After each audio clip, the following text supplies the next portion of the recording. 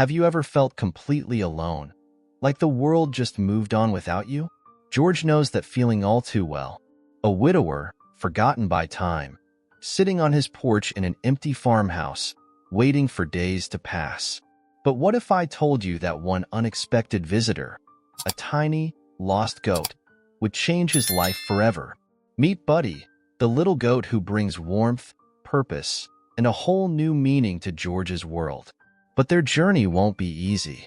Secrets from the past, unexpected strangers, and even the risk of losing Buddy will test everything George has left. Will this unlikely friendship survive? Will George finally find the family he thought he lost? Stay with me until the end of this incredible, emotional story. You won't believe what happens. Before we start, make sure to subscribe to the channel and comment where you're watching from. Now, let's dive into this unforgettable story. The sun had begun its slow descent behind the rolling plains of West Texas, casting long, golden shadows over the dry grass. A warm breeze carried the scent of dust and old wood as George Rockwell sat on his weathered front porch, his calloused hands wrapped around a chipped ceramic mug filled with black coffee. The air was still, save for the occasional rustling of a tumbleweed drifting across the dirt road that led to his farmhouse. George was a man in his 70s, lean and wiry, with deep lines etched into his sun-beaten skin. His once broad shoulders now slumped with the weight of time and solitude. His wife, Linda, had passed away nearly a decade ago, and their two sons, Michael and Tom, had long since left for big cities, chasing careers and lives far removed from the rural world they had been raised in. They called occasionally, always in a hurry, always with an apology. "Sorry, Dad, things are crazy at work. I'll come down soon. You know how it is, Dad. The kids have school, and it's just hard to get away." George had stopped expecting them years ago. The house, once filled with laughter and movement, had grown silent.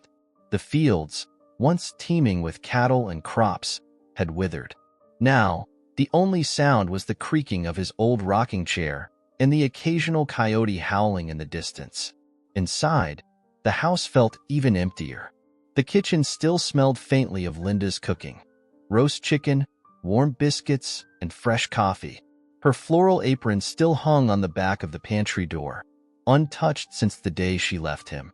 At night, he would lie in bed staring at the ceiling, the silence pressing down on him like a weight. The farm had been in his family for generations, but as the years passed, maintaining it became harder. Most of the land was dry and unused now. The barn, once a hub of activity, stood in disrepair, its red paint peeling, the wooden beams inside warped and cracked. He had sold off the last of the cattle 2 years ago, unable to keep up with the demands of ranching on his own. And so, his days followed the same monotonous routine. Wake up with the sun, brew a pot of coffee, sit on the porch, and watch the world go by. Occasionally, he'd drive into town, a 20-minute trip to the closest gas station, where he'd buy groceries and exchange a few words with the cashier, a young woman named Melissa who always greeted him with the same pitying smile. "How you doing today, Mr. Rockwell?" "Same as always, darlin'," he'd reply, forcing a smile that never quite reached his eyes. At night, he sat alone at the dinner table, his plate half full, the television humming in the background. The only company he had was an old transistor radio, which he kept tuned to a local station that played country classics, songs about lost love, empty roads, and the kind of loneliness that only men like him truly understood.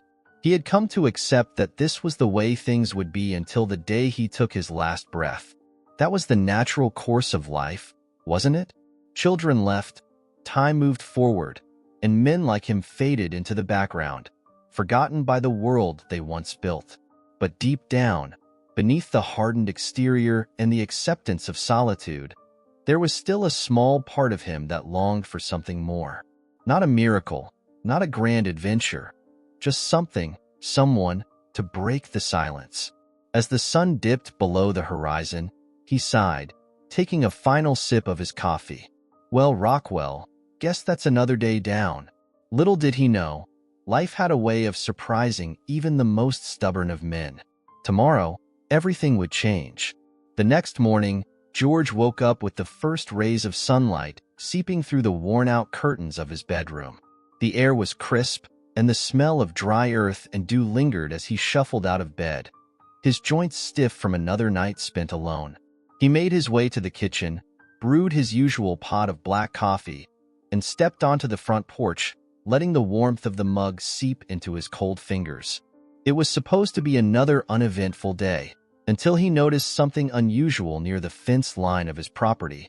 At first, he thought it was just another coyote roaming too close, but as he squinted, he realized it wasn't a wild animal.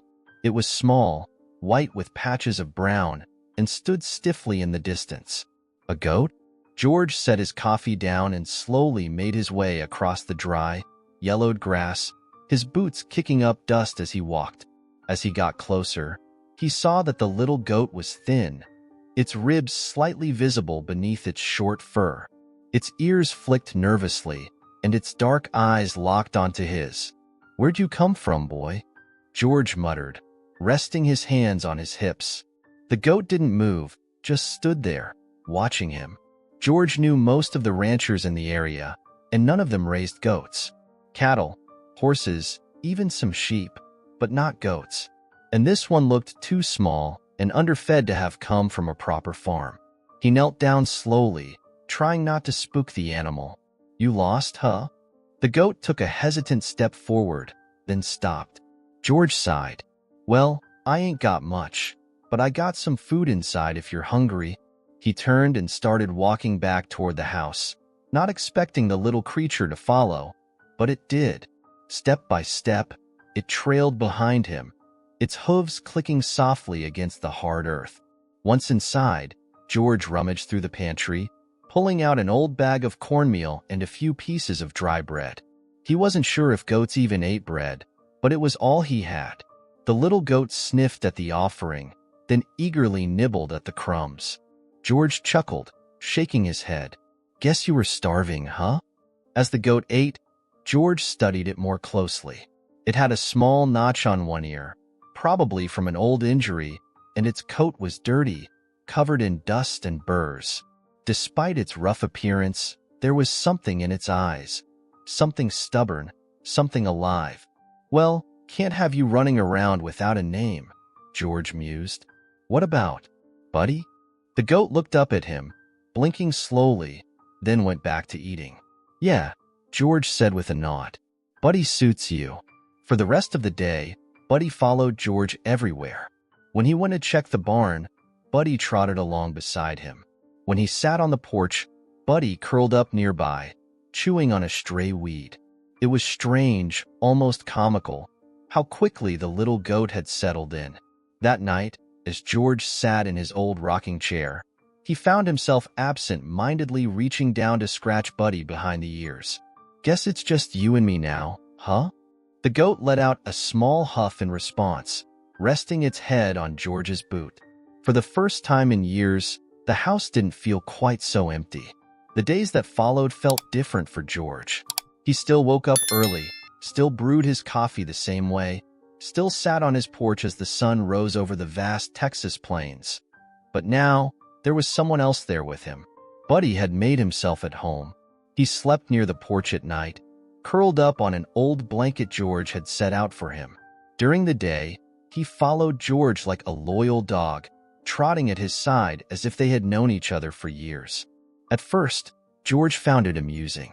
He never imagined a goat would become his companion. But the more time he spent with Buddy, the more he realized how much he had needed the company. One afternoon, as George repaired an old section of the fence, Buddy stood a few feet away, watching intently. "You gonna help, or you just gonna stare at me all day?" George muttered, driving a nail into the wood. Buddy let out a small bleat and took a few steps forward, nudging the toolbox with his nose. George chuckled. "Well, I'll be damned. You might actually be smarter than you look." It was a simple moment, but it stuck with him. There was something comforting about having Buddy around. The loneliness that had hung over the farm for so long felt a little less heavy. A walk down memory lane that evening, George sat on the porch, a beer in his hand, watching Buddy nibble on the grass. The setting sun painted the sky in deep oranges and purples, casting a warm glow over the land. He reached into his pocket, pulling out an old, weathered photo. It was a picture of him and Linda, taken more than 30 years ago. She was laughing, her brown hair catching the sunlight, her arm wrapped around his. "I miss her, you know," George said, more to himself than to Buddy. Buddy, as if sensing something, wandered over and rested his head against George's knee. George let out a slow breath. "You remind me of her, in a way. Stubborn, always following me around, never letting me sit alone for too long." For a moment, the silence felt warm instead of suffocating. A new routine with Buddy around, George found himself moving more, doing things he hadn't bothered with in years. He cleared out the old barn, tossing away rusted tools and broken planks. He even fixed the sagging roof, something he had been putting off since before Linda passed. Each morning, he and Buddy took a walk around the property, something George hadn't done in a long time. His legs still ached, and his back still protested, but he didn't mind. The fresh air, the movement, it felt good. One afternoon, George drove into town for supplies. He parked outside the feed store and walked inside, nodding at a few familiar faces. Melissa, the young woman who worked the register, looked up and smiled. "Mr. Rockwell, haven't seen you in a while. What brings you in today?" George hesitated. He hadn't had a reason to come into town much lately, aside from buying the basics. But now, he did. "Need some feed," he said. "For a goat." Melissa raised an eyebrow. "A goat?" "Yeah." George rubbed the back of his neck. "Stray, I guess." He kinda stuck around. Melissa grinned. "Well, I never thought I'd see the day." "You've got yourself a pet, Mr. Rockwell." George scoffed. "He ain't a pet." "Huh." She grabbed a bag of goat feed and rang it up. "That's how it starts." George left the store shaking his head, but he couldn't help the small smile that tugged at the corner of his lips. A change in the wind that night. As George sat on the porch, Buddy curled up at his feet. He realized something. For the first time in years, he wasn't just waiting for the days to pass. For the first time in a long time, he felt alive again, and he had a little goat to thank for that. The Texas sky was painted in hues of deep orange and violet as the sun dipped below the horizon. The air was thick with the smell of earth and dry grass, and the occasional chirp of crickets signaled the start of another quiet evening. George sat on his porch, sipping his usual cup of coffee, watching Buddy wander near the tree line at the far end of the property. The goat had been restless all day, pacing back and forth, his ears twitching toward the dense cluster of oak and mesquite trees that bordered the farm. "You got ants in your pants today, don't ya, boy?" George muttered, watching Buddy pause and sniff the air before trotting toward the trees. At first, he ignored it. Buddy had his own ways, and if he wanted to explore a little, George figured there was no harm in that. But as the minutes passed, Buddy's behavior became more persistent. The goat would disappear into the trees, only to return moments later, bleating loudly before heading right back toward the woods. George furrowed his brows. He hadn't been out that way in months. The last time he had wandered near the forest, the ground had been uneven, littered with fallen branches and thick underbrush. Still, something about Buddy's insistence didn't sit right with him. All right, I'm coming," he grumbled, setting his coffee down and pushing himself up from the chair. His joints protested as he grabbed a flashlight and tucked a small hunting knife into his belt, an old habit from his younger days, back when he used to check the land for coyotes. Buddy had already vanished into the trees, his small white body barely visible through the thickening dusk. George followed, his boots crunching against the dry earth. The air grew cooler under the canopy, the scent of damp leaves replacing the dust and hay of the open fields. As he walked deeper, he noticed something strange. The ground was disturbed. Small patches of grass were flattened, as if someone had been sleeping there. A few feet away, the dirt was scattered, like someone had hastily covered something up. Then, His flashlight beam caught something unusual, a piece of fabric caught on a low branch. He stepped closer, plucking it off the bark. It was a faded piece of a blanket, dirty and frayed at the edges. George frowned, his heart picking up pace. It wasn't just the blanket. There were footprints, small ones, too small for a man. Children? Out here? His gut twisted. He had lived long enough to know that nothing good came from finding signs of people where they shouldn't be. "Buddy," he called, his voice low. The goat let out a soft bleat a few feet ahead, nudging something on the ground. George stepped forward, shining his flashlight on the object. It was a necklace, a silver chain with a small heart-shaped pendant. Dirt clung to it, but he could still make out the engraving on the back. "To Emily, love, Mom." A chill ran down his spine. Someone had been here. Someone young. And judging by the way things looked, they had been staying out here for a while. George straightened, scanning the trees. The silence suddenly felt heavier, the dark spaces between the branches stretching wider. He had the unsettling feeling that he was being watched. He took a slow step back, gripping the necklace tightly. Whoever Emily was, she had left this behind. And something told him she hadn't just wandered off on her own. Buddy let out another urgent bleat, pawing at the dirt. George exhaled sharply. "All right, boy. Let's get back to the house." As he turned to leave, the hairs on the back of his neck stood up. A twig snapped somewhere deeper in the woods. He didn't wait to find out who or what was out there. With Buddy trotting close to his side, he made his way back to the farmhouse, his mind racing. Someone was out there, and tomorrow, he was going to find out who. The next morning, George woke up earlier than usual. He couldn't shake the feeling from the night before. The footprints, the blanket, the necklace. Someone had been out there, and he had a strong suspicion they were still around. Buddy had been restless all night, pacing near the door, occasionally letting out soft bleats. George figured the goat sensed something he couldn't. Animals had a way of picking up on things before humans ever noticed. After a quick cup of coffee, George grabbed his flashlight and a bottle of water, tucking the necklace into his pocket. He wasn't planning on playing detective, but if there really was someone out there, especially a kid, he couldn't just ignore it. Buddy trotted ahead, leading the way like he knew exactly where to go. The air was still cool as George stepped into the dense woods. The ground was damp with morning dew, and the scent of fresh earth mixed with the crisp autumn air. He followed the same path as the night before, moving slower this time, scanning the area carefully. Then, he saw her. She was crouched behind a fallen tree, her arms wrapped tightly around her knees. Her clothes were dirty and torn in places, her face smudged with grime. Her dark brown hair was tangled, falling over her face as she stared at him with wide, frightened eyes. She looked young, no older than 15, maybe 16. Buddy approached her first, letting out a soft bleat. She flinched at first, but then hesitantly reached out, her fingers brushing against his fur. George exhaled slowly, keeping his movements calm. "Didn't mean to scare you," he said, his voice steady. "I found this last night."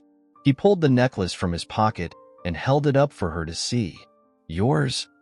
Her eyes flickered to the pendant, and for a brief second, something in her face softened. But just as quickly, the guarded look returned. She didn't answer. George sighed, crouching down to her level. "Name's George Rockwell. I live over that way." He nodded toward his farm.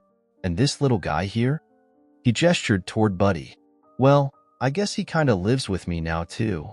She glanced at Buddy again, then back at George. Still silent.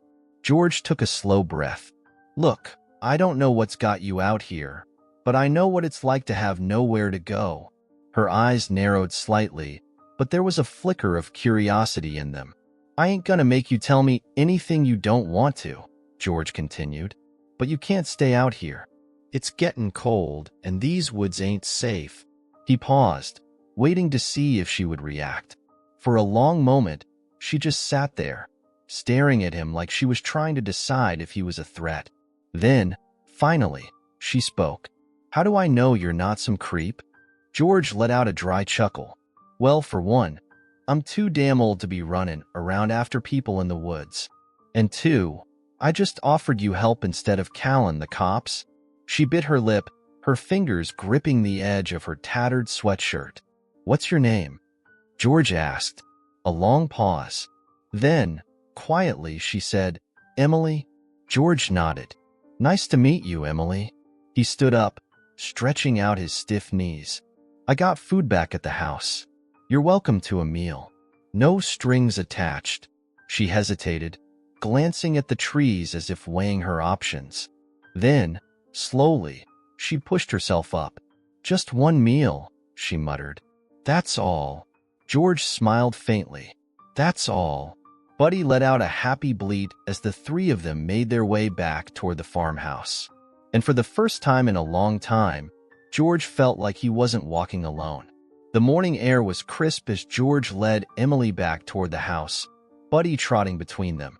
She walked a few steps behind, keeping her distance, her arms wrapped tightly around herself. George could tell she was nervous, maybe even ready to bolt at the first sign of trouble. He didn't push. Instead, he kept his pace slow, letting the silence settle. He knew better than to rush someone who was skittish. It was the same way with animals who'd been hurt before. When they reached the farmhouse, Emily hesitated at the steps. Go on, George said, pushing the screen door open. Ain't got nothing fancy, but it's warm inside. She stepped in cautiously, her eyes darting around. The house smelled of coffee and old wood, a mix of the past and present lingering in the air. George noticed the way her fingers twitched near the table, like she wasn't sure if she was supposed to sit or stand. Sit, he said, motioning to a chair. I'll fix something up. Emily slid into the seat, her gaze flicking toward the door as if she was still debating whether to run. Buddy curled up by the fireplace, chewing on a stray piece of straw. George grabbed a skillet and started frying up some eggs and bacon. It wasn't much, but it was warm and filling. As the scent filled the kitchen, he caught Emily watching him, her hunger obvious despite her attempt to look indifferent. When he placed the plate in front of her, she hesitated only a second before digging in. George poured himself some coffee and sat across from her. So, he said, stirring his cup, how long you been out there? Emily didn't answer right away. She chewed her food slowly, as if weighing her words. Finally, she muttered, a while. George nodded, taking a sip of his coffee. He didn't push for more. They ate in silence until the sound of an approaching vehicle broke the quiet. Emily tensed immediately, her fork freezing mid-air. George frowned and set his coffee down. Ain't expectin' nobody. He stood and walked to the door, stepping onto the porch just as an old beat-up truck came into view, kicking up dust along the dirt road.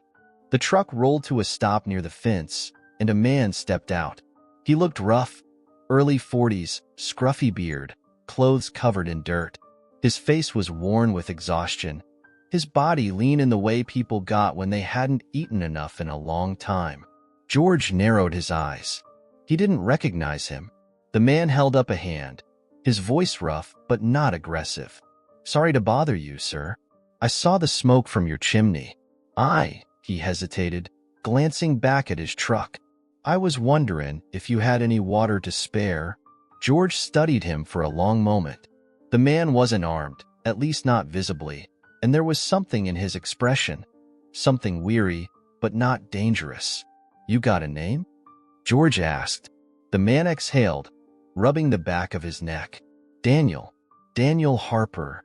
Emily, who had crept to the doorway behind George, stiffened at the name. George didn't miss it. His gut told him something was off, but he wasn't the type to turn someone away without reason. I got water, he said, keeping his tone neutral.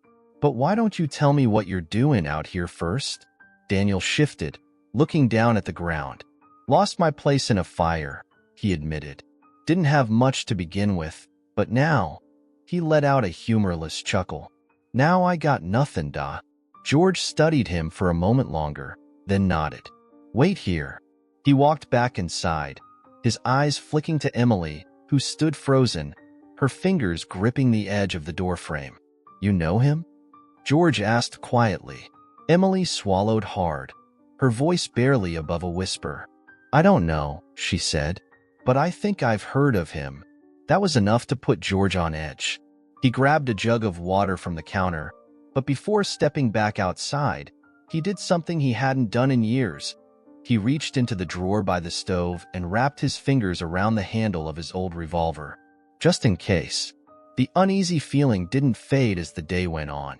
George had given Daniel some water, and the man had accepted it gratefully, sitting on the porch steps as he took slow sips. But George wasn't the trusting type, not anymore.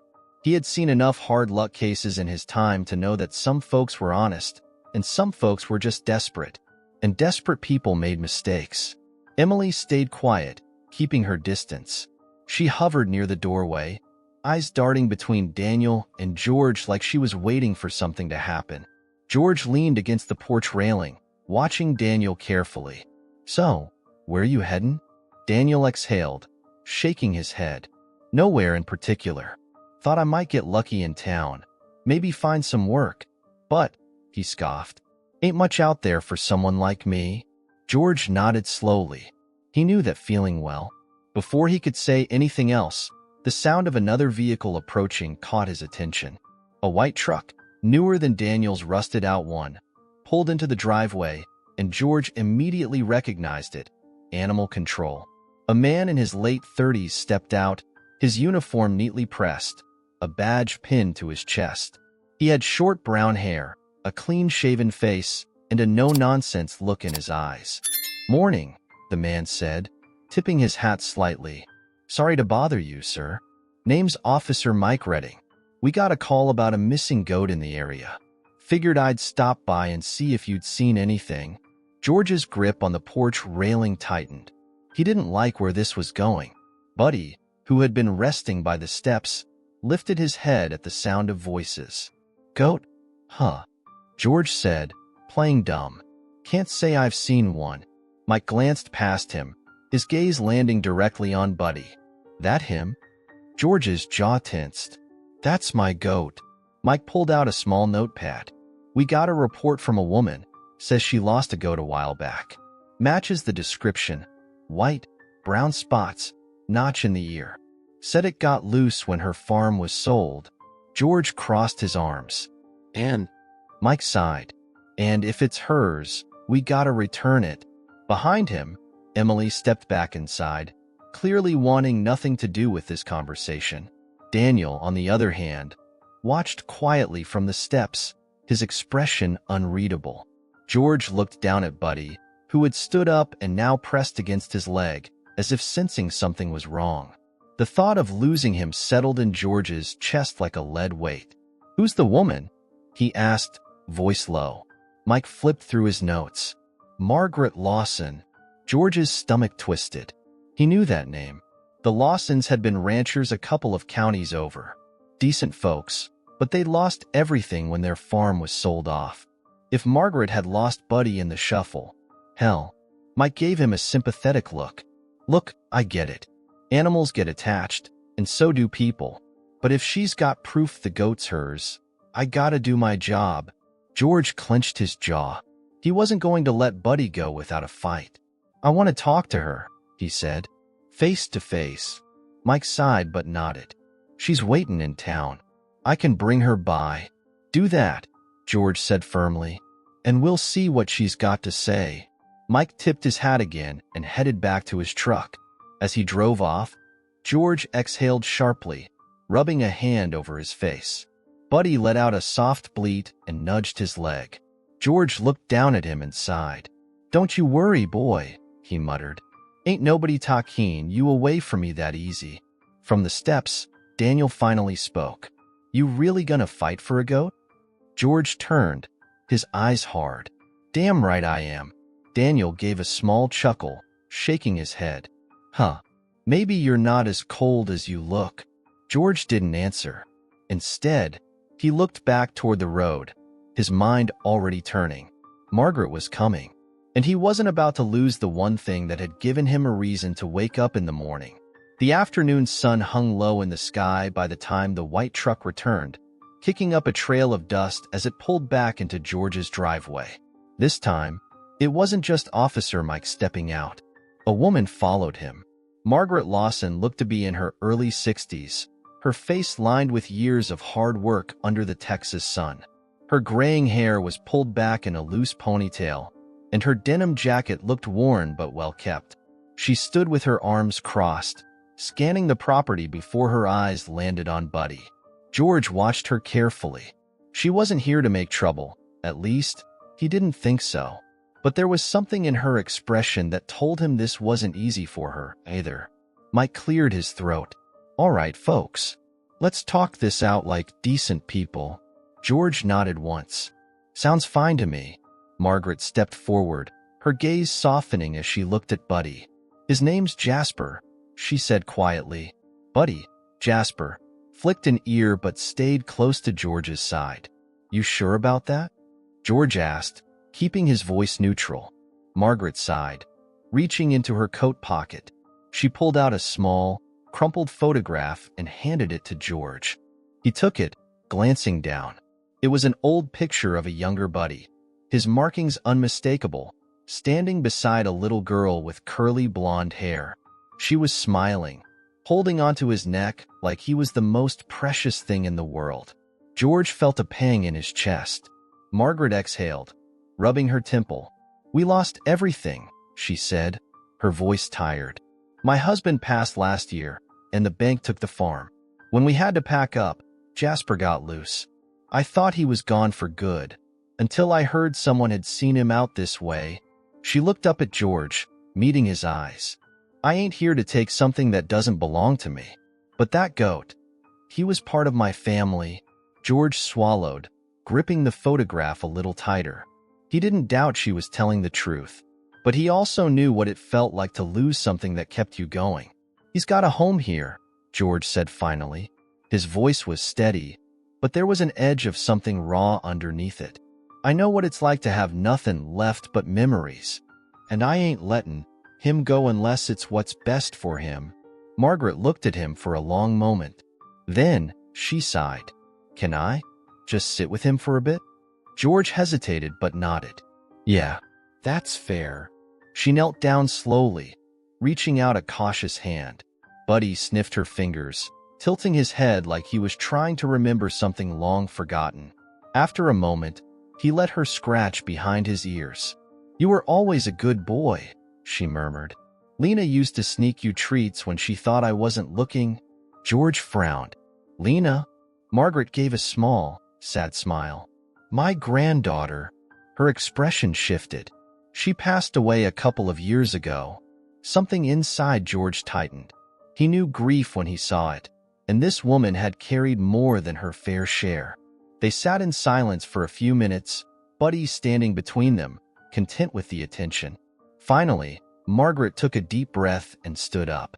"He's happy here," she said, looking at George. "And I think maybe he was meant to find you." George's throat tightened. He nodded. "Appreciate that." Margaret gave Buddy one last pat before stepping back. Mike, sensing the moment was settled, nodded. "Well, seems like we got ourselves an understanding." George handed the photograph back to Margaret, but she shook her head. "You keep it," she said softly. "I think he's yours now." As she turned to leave, George cleared his throat. "You ever need a place to stop by?" he said, almost gruffly. "You're welcome here." Margaret gave him a small, grateful smile. "I might just take you up on that." As the truck drove away, George exhaled, running a hand over Buddy's head. "Well, boy," he muttered, "looks like you're stuck with me." Buddy let out a happy bleat. From the porch, Emily and Daniel watched silently, and for the first time, George realized this wasn't just his home anymore. It was something more. The days that followed felt different, lighter, in a way George hadn't felt in years. The house wasn't silent anymore. The quiet loneliness that had once filled the air had been replaced by the sounds of life. Buddy trotting around the yard, Emily's soft footsteps as she moved through the house, and Daniel working on repairs without being asked. George still wasn't sure how it had happened, but somehow, in the span of just a few weeks, he had gone from an old man waiting out his days alone to having two strangers and a goat sharing his home. And he didn't mind it. Not one bit. Finding purpose again, Emily had started helping out around the house, though she never said much about her past. George didn't push. She needed space, just like he had once needed space to process his own grief. But she was getting comfortable. He could see it in the way she let herself sit on the porch for longer stretches of time. The way she started asking small questions, like how to mend a fence or where to find an extra blanket. One morning, as he was stacking firewood, he caught her standing nearby, watching him. "You gonna help, or just stand there staring?" he asked, a smirk tugging at his lips. Emily huffed but stepped forward, grabbing a log. "I don't know how to do any of this," she admitted. George shrugged. "Then I guess it's time you learned." She didn't argue. And for the first time, George saw something in her eyes that wasn't just fear. It was determination. Daniel's role in it all. Daniel, on the other hand, had proven himself useful in ways George hadn't expected. The man had a quiet strength about him. He didn't talk much about his past, but he worked hard. One afternoon, George found him in the barn, fixing a busted water trough. "You do this kind of work before?" George asked, leaning against the doorway.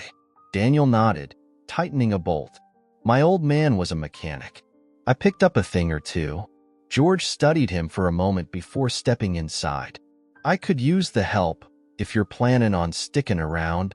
Daniel set down his wrench, looking up at him. "You sure about that?" George gave a slow nod. "Ain't many people I trust. But you? Your ear need it." Daniel let out a breath and wiped his hands on his jeans. "Well, guess I could use a place to land for a while." That was all George needed to hear.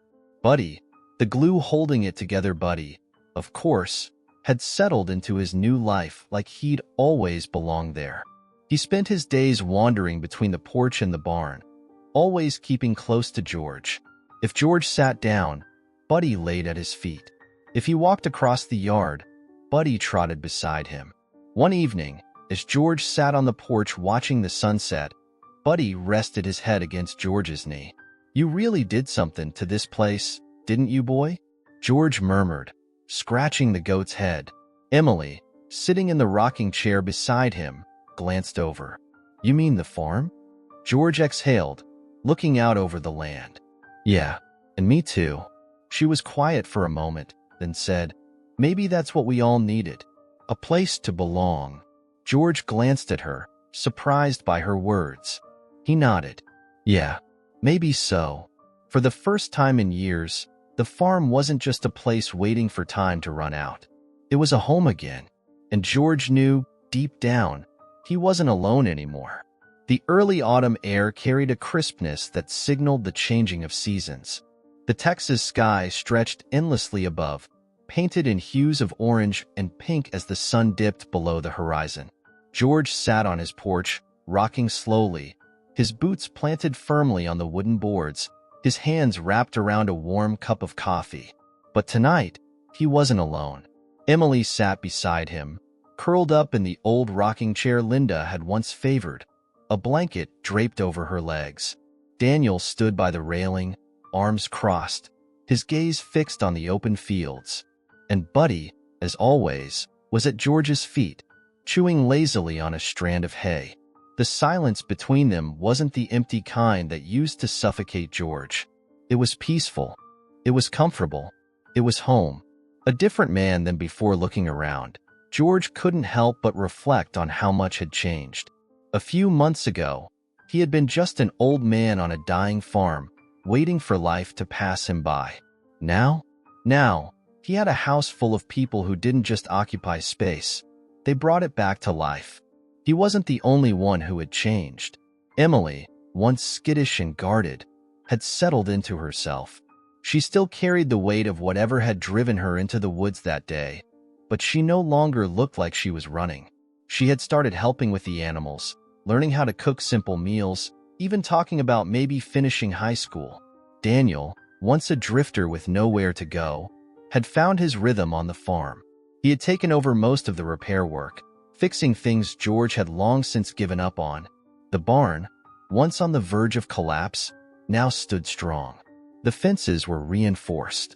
Even the old water pump had started working again. George had seen them both slowly start to believe in something again. And in the process, he had, too. A moment of reflection, he let out a slow breath, turning his gaze toward the open fields. "You ever think about what comes next?" Emily asked suddenly, breaking the comfortable quiet. George glanced at her. "What you mean?" She shrugged, pulling the blanket tighter around her shoulders. "Just this. The farm. Us. What happens now?" George considered that for a long moment. "Far as I see it," he said finally, "we keep going, day by day. Ain't gotta have all the answers right now." Emily nodded, seeming to accept that. Daniel chuckled softly. "Not the kind of answer you were hoping for, huh?" Emily smirked. "Not really. But I guess it works." George shook his head, smiling to himself. The truth was, he didn't know what came next. He had spent so long believing his story was over that there was nothing left for him beyond the slow fade of time. But Buddy had changed that. Emily had changed that. Daniel had changed that. This wasn't just his home anymore. It was theirs. And for the first time in a long time, George wasn't just existing. He was living. As the last of the sunlight disappeared beyond the horizon, he exhaled, feeling something settle inside him. Peace. Real, honest-to-God peace. And he knew, deep in his bones, that he wasn't alone anymore. Not now. Not ever again. Leave a like, subscribe to the channel, and turn on the notification bell. If you watched until this point, comment, "I watched until here," and share your thoughts on this story. Oh, and don't forget to check out the next video on the end screen. It's really exciting.